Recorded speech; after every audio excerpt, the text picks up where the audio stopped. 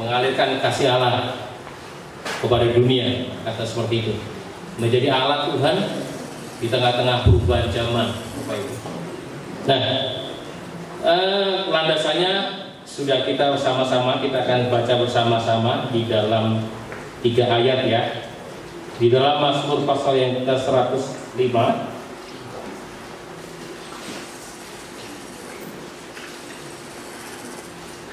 ayat yang ke-41 sampai hanya ayat 41, kemudian kita akan kembali di dalam Yesaya pasal yang ke-45 ayat kedua dan ketiga. Kita bacakan bersama-sama Bapak Ibu dan saudaraku sekalian. 3, 2, 1. Dibukanya gunung batu, maka terpancarlah air, lalu mengalir di padang kering seperti sungai. Yesaya pasal yang ke-45 ya.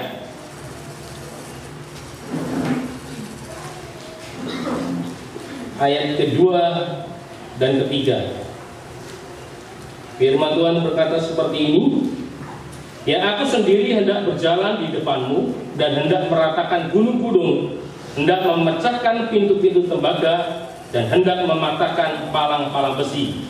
Aku akan memberikan kepadamu harta benda yang terpendam dan harta kekayaan tersembunyi, supaya engkau tahu bahwa akulah Tuhan Allah Israel yang memanggil engkau dengan namamu.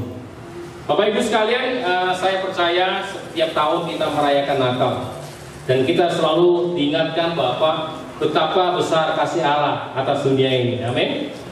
Makanya kita berada di tempat ini supaya kita dibentuk sebenarnya supaya kita bisa menyampaikan kasih Allah di tengah-tengah dunia yang penuh dengan kegelapan ini. Nah, jadi ketika kita ingin mengalirkan kasih Allah ke dalam dunia ini, kita harus mengetahui sebenarnya bagaimana bentuk daripada kasih Allah. Apa kasih Allah itu? Sehingga kita tidak salah di dalam membagikan atau mengalirkan kasih Allah kepada dunia ini. Nah, begitu banyak orang yang ketika pelayanan, ketika dibentuk menjadi hamba Tuhan, menjadi orang Kristen, gagal untuk menjadi berkat, gagal untuk mengalirkan kasih Allah di dalam kehidupan mereka. Kenapa? Karena mereka gagal untuk memahami kasih Allah di dalam kehidupan mereka. Apa kasih Allah di dalam kehidupan mereka, Bapak Ibu sekalian? Maka dikatakan bahwa kasih itu berasal dari Allah. Kalau kita ingin mengetahui kasih Allah di dalam kehidupan kita, supaya kita bisa menjadi berkat di dalam dunia ini, satu hal yang pertama harus kita mengenali bahwa Allah itu kasih itu berasal dari Allah, dan Allah itu adalah kasih. Setuju dulu nggak? Setuju nggak? Bahwa kasih itu berasal dari Allah. Kalau kita ingin belajar tentang kasih Allah, kita harus belajar kepada Allah. Allah yang adalah kasih, bukan hanya sekedar mempunyai kasih. Bapak Ibu sekalian, seorang teolog Jerman namanya Erich Hart itu berkata seperti ini. Begitu banyak orang melihat Tuhan itu seperti mereka melihat sapi, Bapak Ibu sekalian. Di Jerman itu banyak memelihara sapi, atau di sini kita berkata memelihara babi. Mereka melihat Allah sebagai mereka melihat sapi atau babi yang bisa diambil kejunya, susunya, dan diambil bulunya, bahkan diambil daripada dagingnya itu sendiri. Jadi dia mengatakan bahwa begitu banyak orang-orang Kristen, banyak orang-orang yang mengaku percaya sama Tuhan, itu memahami kasih Allah itu, apakah kasih Allah itu menguntungkan atau tidak. Kalau dia menganggap bahwa Allah itu adalah sesuatu yang bisa menguntungkan dirinya, maka dia akan bersama-sama mengasihi Tuhan di dalam hidupnya. Selalu dikatakan ada keuntungan, maka dia bisa mengasihi. Problem yang terbesar di dalam Mazmur 105 tentang sebangsa Israel adalah mereka gagal untuk memahami kasih Allah di dalam kehidupan mereka. Ketika mereka berdoa memohon supaya mereka dikeluarkan dari sebagai budak di Mesir, mereka kemudian bersuka cita ketika mereka keluar dari Mesir, tetapi mereka gagal memahami kasih Allah di dalam kehidupan mereka. Dan akhirnya selalu kasih Allah diibaratkan dengan keadaan hati mereka. Kalau ada mujizat, mereka selalu berkata, puji Tuhan, menarik memuji Tuhan. Tuhan itu baik. Tetapi ketika mereka hidup di dalam kesulitan, gagal untuk mendapatkan makanan, mereka tidak bisa minum, maka mereka menggerutu, mereka bersungguh-sungguh kepada Tuhan. Kenapa mereka bisa gagal? Karena hati mereka dan pemikiran mereka gagal untuk memahami bagaimana kasih Tuhan dalam kehidupan mereka. Di dalam kehidupan kita bersama-sama berjalan dengan Tuhan, Tuhan memberikan satu contoh teladan yang luar biasa kepada kita. Kalau kita memahami kasih Allah dalam kehidupan kita, bacalah Yohanes 3 ayat 16. Disitulah kita bisa melihat jantung isi Allah. Bahwa demikian dia mengasihi dunia ini, sehingga dia mengaruniakan anaknya yang tunggal kepada kita, supaya orang-orang yang percaya tidak binasa. Itu tujuannya. Tidak ada keuntungan, tidak ada menguntungkan buat Allah. Karena ketika sudah dilahirkan pun, ketika dia sudah mengalami kematian pun, tidak semua ciptanya memuji dan menyembah dia. Bahkan dikatakan orang-orang yang di dalam bait suci pun juga tidak semuanya benar-benar menyembah dia. Bapak Ibu sekalian, itu sungguh-sungguh eronis. Kenapa mereka bisa gagal? Karena mereka salah memahami. Ya Bapak Ibu sekalian dan saudara-ibu sekalian, kita juga bisa terjebak yang sama. Ketika kita dipanggil menjadi seorang hamba Tuhan, benarkah kita akan bisa berkata, aku melayani Tuhan dengan segala ketulusan tanpa embel-embel? Bisakah kita benar-benar bisa mengasihi Tuhan, bisa menyatakan cinta kepada Tuhan?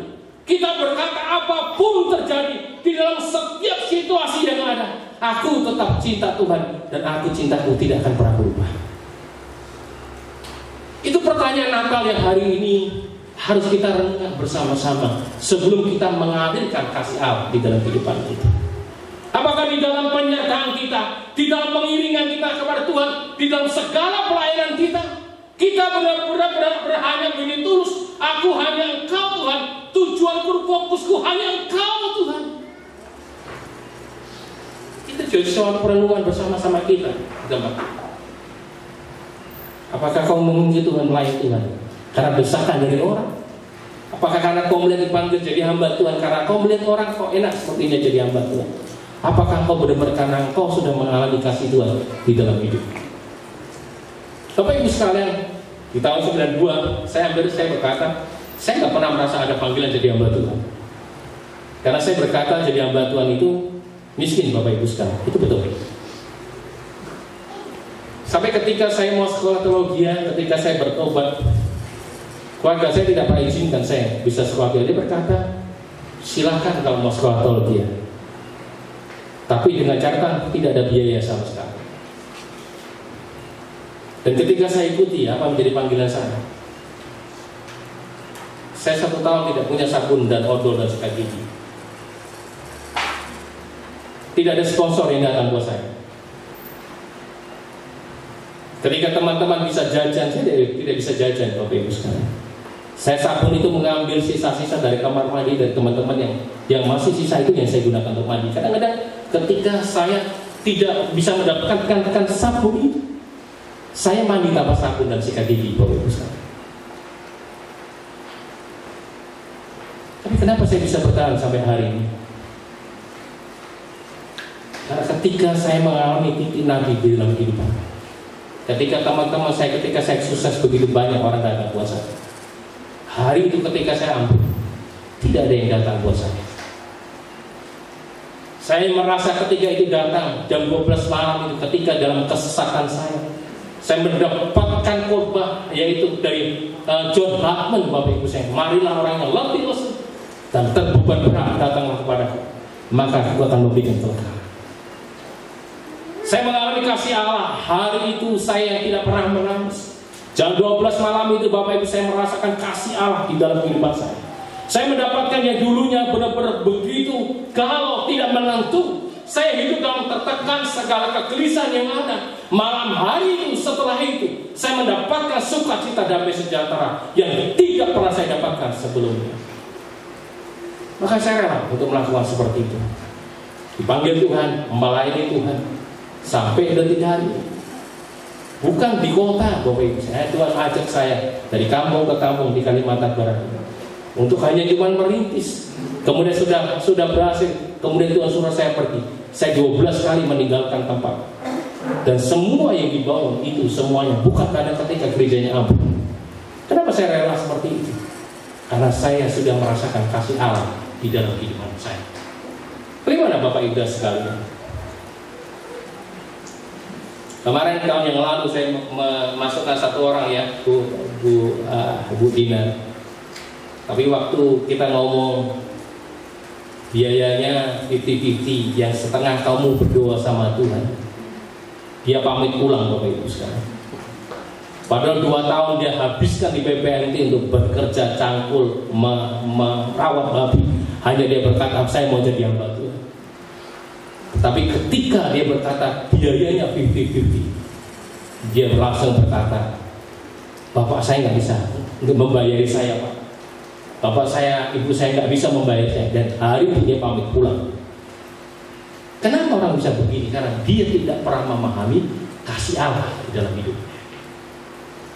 Orang-orang yang mengalami kasih Allah dalam hidupnya, orang-orang yang mengalami meluap kasih Allah di dalam hidupnya, dia selalu tidak akan pernah takut di dalam segala pergumulan, di dalam segala masalah, di dalam tekanan. Dia tidak pernah mengalami ketakutan karena dia percaya bahwa Tuhan yang dia layani, yang memanggil dia adalah Allah yang setia, Allah yang tidak pernah berubah atas janjinya, Allah yang tidak pernah mempunyai syarat ketika menyintai kita.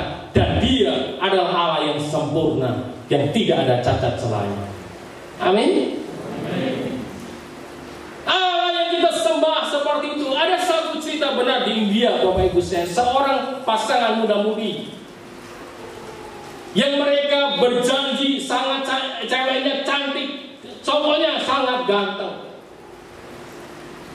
Mereka berpacaran dan suatu hari laki-laki ini berkata dia ingin merantau. Di tengah pantai yang sungguh sangat romantis, di tengah-tengah gerimis, Bapak Ibu saya, laki-lakinya itu berangkat. Apa yang terjadi? Suaminya lakinya berjanji, di malam yang gerimis seperti ini, aku akan jemput kau dan aku akan menaikkan engkau.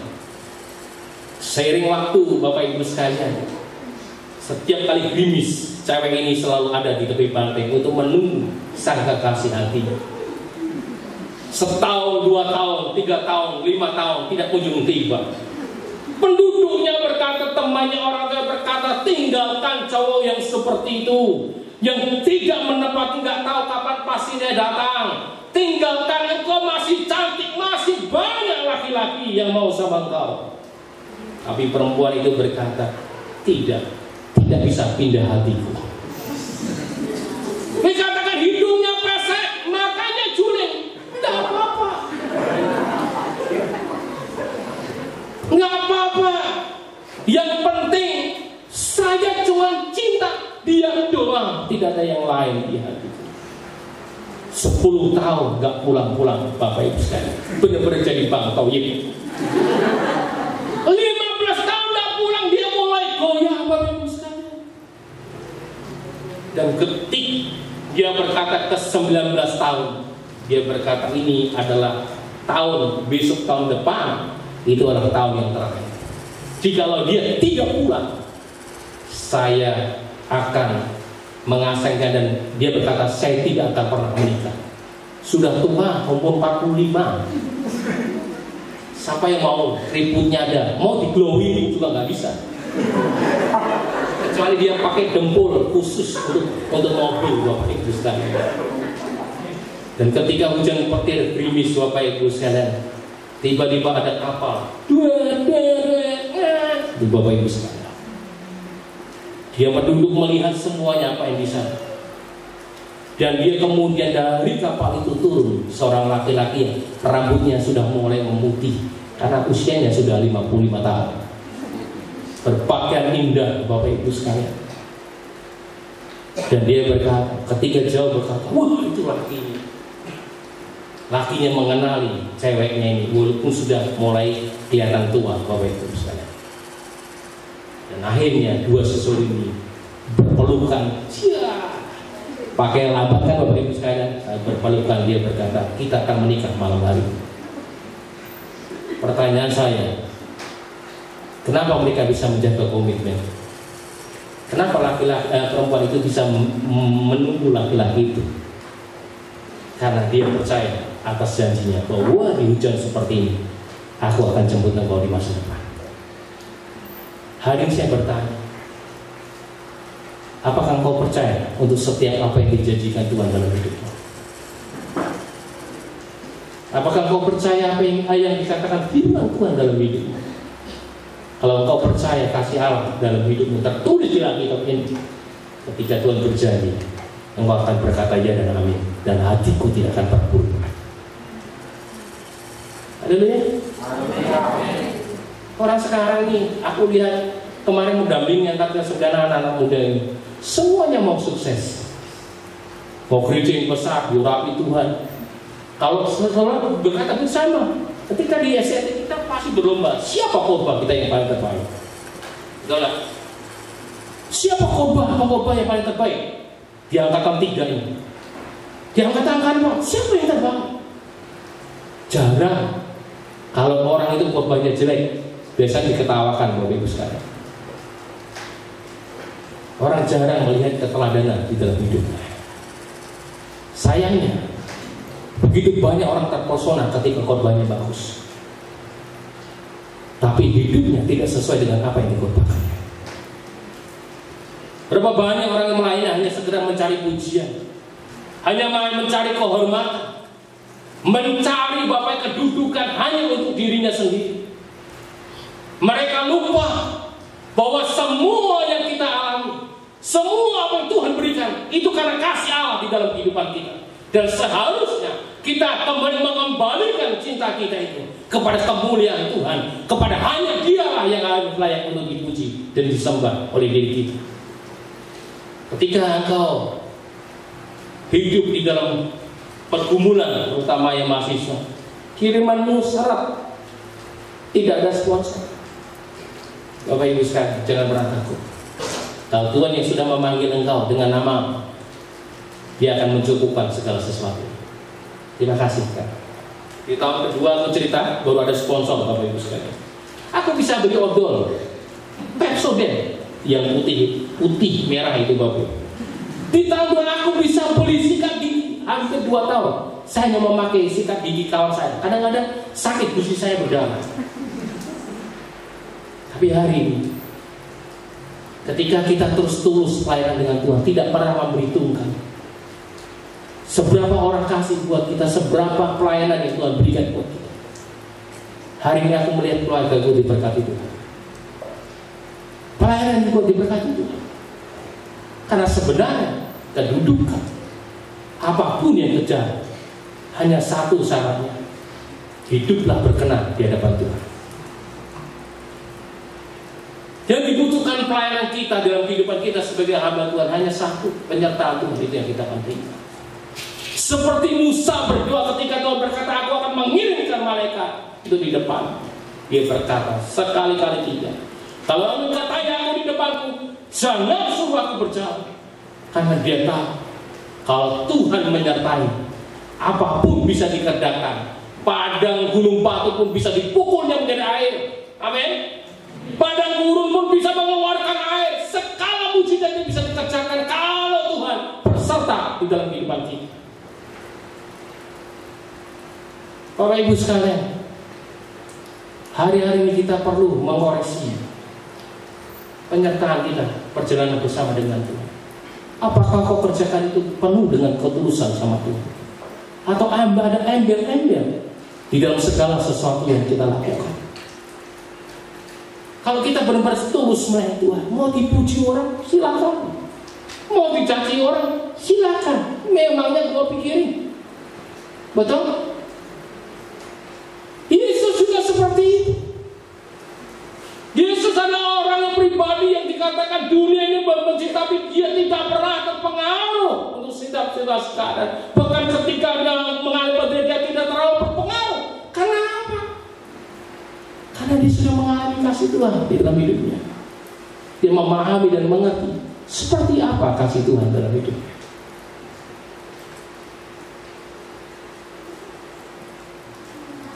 Yang kedua, Bapak Ibu sekalian, kita bisa mengalirkan kasih Allah kalau engkau tahu tujuan hidup untuk apa. Tahukah tujuan kita hidup kita untuk melayani Tuhan seperti apa?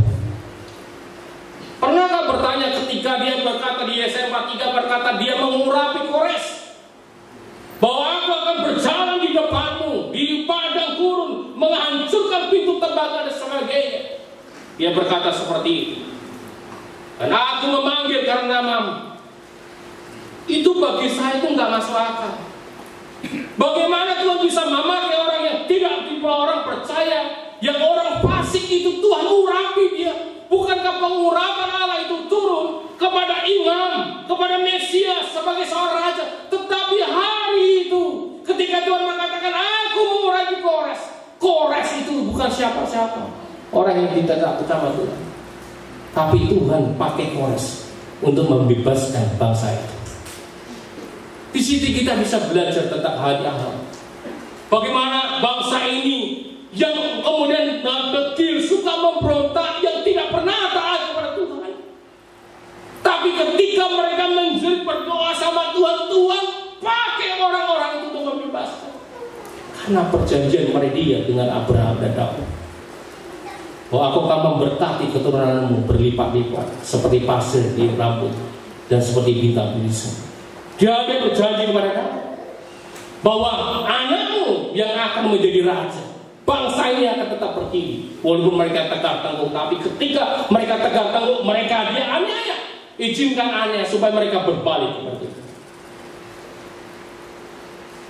Kita perlu tahu karena Bapak Ibu sekalian, ada begitu banyak hari ini orang menikah nggak punya anak. Saya punya teman sudah 19 tahun juga nggak bisa punya anak. Ya sudah 7 tahun, apa resepnya sih? Bukan tekniknya, tapi itu berbicara tentang kehidupan. Tapi orang yang diperkosa, yang diam-diaman begitu, kemudian bisa hamil, Bapak Ibu sekalian. Di situ kita belajar. Setiap pribadi yang lahir di dalam dunia itu selalu punya tujuan. Walaupun itu dilahirkan oleh pemerkosaan yang tidak diinginkan, dia adalah suatu pribadi yang Tuhan punya rencana dalam hidupnya. Hari ini saya mau berkata kepada kita semua, tahukah tujuan hidupmu? Hari ini dipanggil dulu. Kalau engkau tidak pernah tahu, hidupmu hanya cuman hilir dulu, Bapak Ibu sekalian. Nah, sudah selesai langsung pacaran, Bang, lamar dong. Pelayanan belum beres, udah hatinya, wah, hati cocok mencocok seperti burung itu, Bapak Ibu sekalian. Baru lepas setahun. Sudah halau bingung keterusan, Bapak Ibu, langsung nikah. Padahal belum beres, dia belum bisa melakukan sesuatu untuk Tuhan, tapi selalu untuk digunakan untuk kepentingan dia pribadi. Kepada diam yang muda-muda, betul? Berapa banyak yang cinlok di lokasi? Kadang-kadang harus dilarang Pak Niko, cari di luar, cari perantauan yang di luar. Jangan makan di padang yang sama. Jadi tahu seleranya seperti apa. Kadang-kadang di luar saja, supaya kau tahu seleranya dia seperti apa. Kalau kau ngerti tujuan, kenapa Daud itu bisa tahan di dalam penderitaan? Kenapa Yusuf itu bisa tahan di dalam penderitaan? Kenapa Yesus itu bisa sampai rela dan tahan sampai mati? Karena dia tahu tujuan hidupnya selama di dalam dunia. Bukan mengajar pujian, bukan mengajar tepuk tangan dari orang, bukan mau mengajar kedudukan atau kehormatan, tapi dia tahu untuk menjadi alat Tuhan untuk mengubahkan dunia ini dari semua kegelapan yang ada. Orang-orang yang tidak pernah tahu tujuan hidupnya akan gagal untuk mengalirkan kasih Tuhan dalam dunia ini. Bapak Ibu sekalian, ketika saya ada di PPNT ini, teman-teman saya ketahui, ini pendeta biasa di mimbar kok, nyangkul, ternak ayam, kok teknopangan ngajarnya. Apa nggak salah panggilan itu? Banyak itu begitu. Salah dia menganggap sudah lari dari panggilannya. Karena kita tahunya cuma bisa buat khotbah. Kita tahunya pelayanan Serambatan hanya di mimbar. Tapi bagaimana kehidupan mereka kita setelah di mimbar? Apa membuat kita berbeda dengan para jemaat? Tidak ada. Yang membedakan kita adalah di mimbar inilah kita bisa berbicara. Tapi kontekstual bagaimana engkau mengajarkan kebenaran, kita mengajarkan kehidupan. Tetapi kalau kita sendiri tidak tahu bagaimana menjalani kehidupan, apa yang kita ajarkan sama mereka? Itu ibaratnya orang buta menuntun orang buta.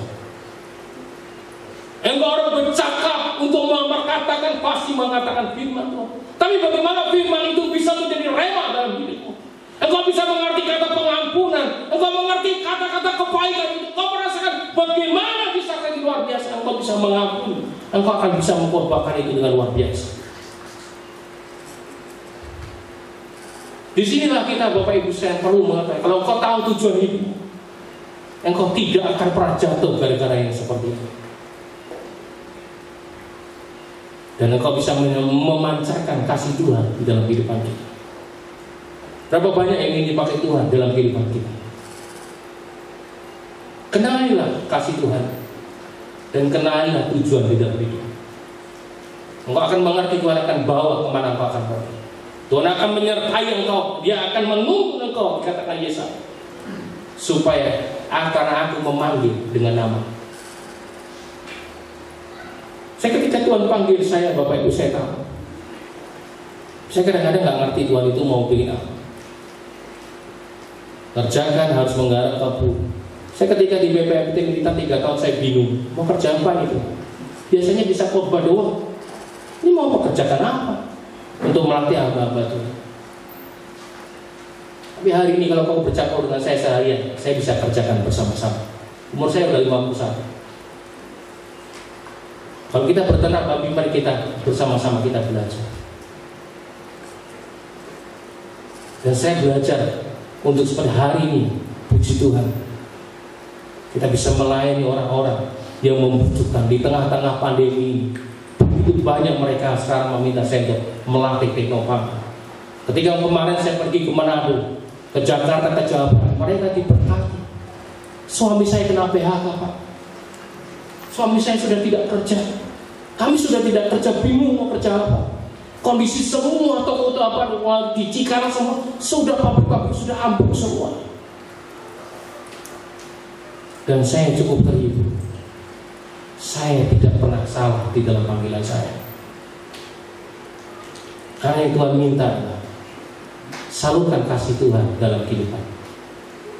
Apapun bentuknya, salurkan itu. Jangan simpan sendirian. Tapi mau bersama-sama Bapak Ibu sekalian. Pakai aku Tuhan menjadi alatmu sesuai dengan keinginan.